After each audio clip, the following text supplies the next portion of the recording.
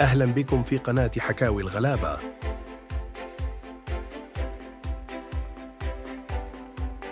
قضى 100 ساعة داخل الأهرامات مع حكاية فيديو اليوتيوبر العالمي الشهير مستر بيتس في مصر. التفاصيل الكاملة اسمع حكاية مستر بيتس بعد الفاصل، ولو عجبك الفيديو ما تنساش تعمل اشتراك في القناة. واحب اقول لحضرتك انه ده يدينا احنا درس، احب اقوله من خلال المنبر بتاعكم، انه لا نتعجل الحكم على الامور، لانه للاسف الشديد بعض الناس اللي لم تكن تعلم ولا عندها اي خلفيه عن الموضوع هجمت واتكلمت وكان كلام مش مظبوط عن حاجه زي دي.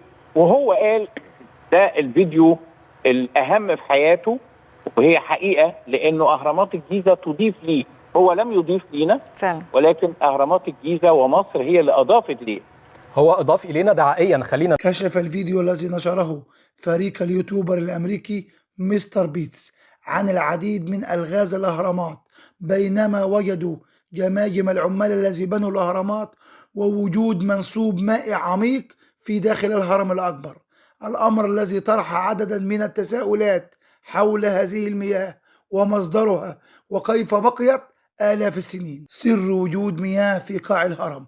الباحث الأثري عماد مهدي كشف في تصريحاته عن سر وجود مياه في قاع الهرم الأكبر، والتي ظهرت في فيديو 100 ساعة داخل الهرم لمستر بيتس، أن هذا المكان كان أعمق نقطة تتجمع فيها المياه، خاصة أن النهر كان يقترب من الهرمات بشكل كبير، موضحا ممكن تكون مياه جوفية أو مياه النيل ترسبت أسفل الهرم أو مياه من أيام النهر القديم، مشيرا إلى أن الأهرامات ما زال بها الكثير من الألغاز، والهرم الأكبر وحده يحتوي على بئر الماء ولا توجد مياه أسفل الهرمين الآخرين. سر الأماكن المغلقة في الهرم بعد دخول مستر بيتس.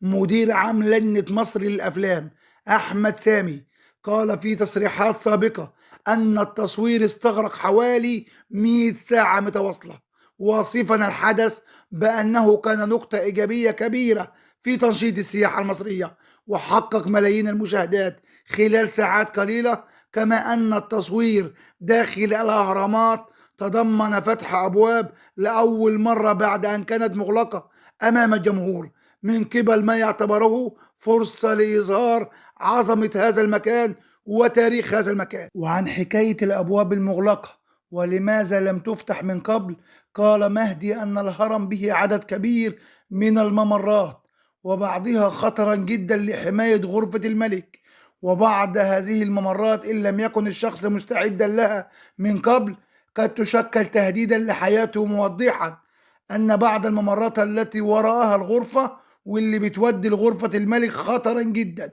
وممكن تودي للوفاة فورا. مصر الحضارة، مصر التاريخ، ستظل مصر دائما وأبدا كنوز التاريخ وكنوز الحضارة داخل مصر. حافظ الله مصر من كيد الكائدين.